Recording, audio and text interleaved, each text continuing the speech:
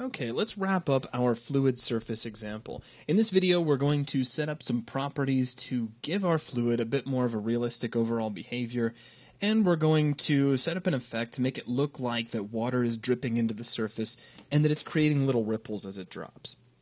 Now, in between videos, I did rebuild my lighting, and after doing that, our reflections are now coming in, as you can see. So we can actually play the level, and we can see reflections. Now, currently, our fluid just goes crazy when anything hits it.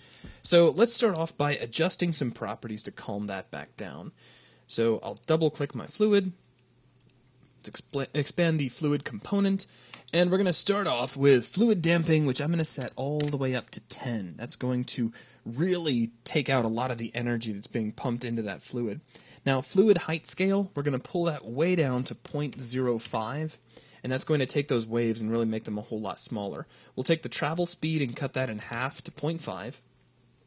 Now, moving down from here, we're going to play with our detail a little bit. So let's take our detail size and pull that in half down to 250, just to give us a little bit more detail. You got to be careful with the setting, though, because if you set it too small, it can look like your ripples just kind of go away.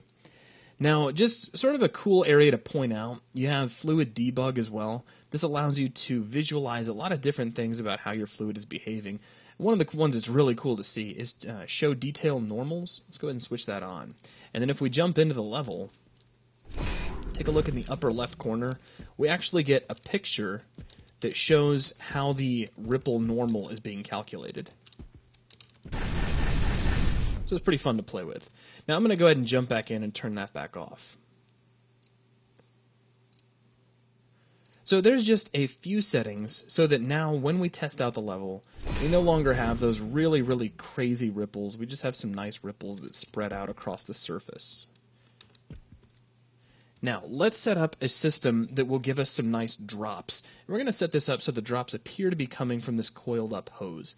I'm going to jump into the content browser, and I have the P Water Drips Long package, or I'm sorry, particle system here inside my package.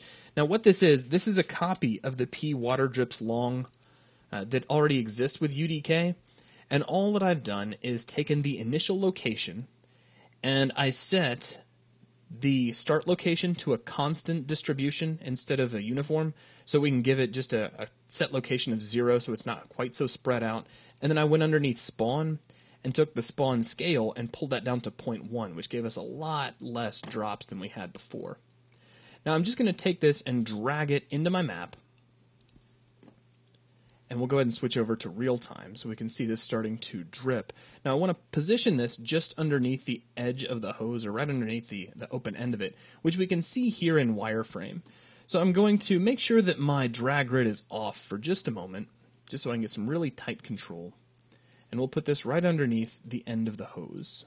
A little bit of editing to get it just right. That looks pretty good. Maybe right about here.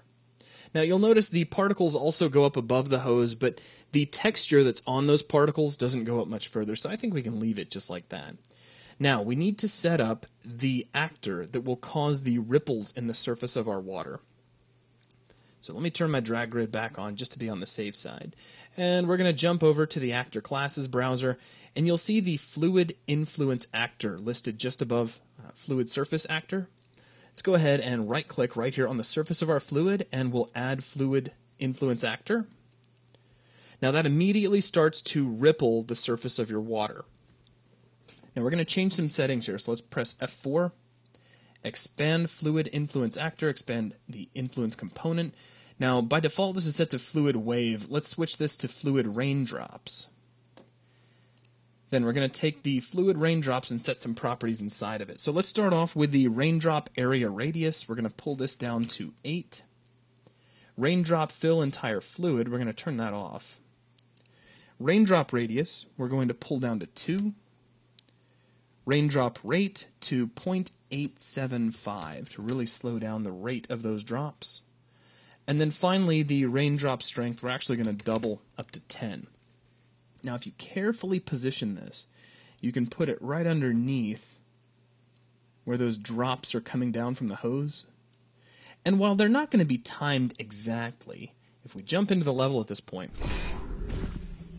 we can see that it really does look like the water is dripping into the puddle and creating a rippling surface. So that's a look at how we can set up a quick fluid surface info to get a nice puddle effect.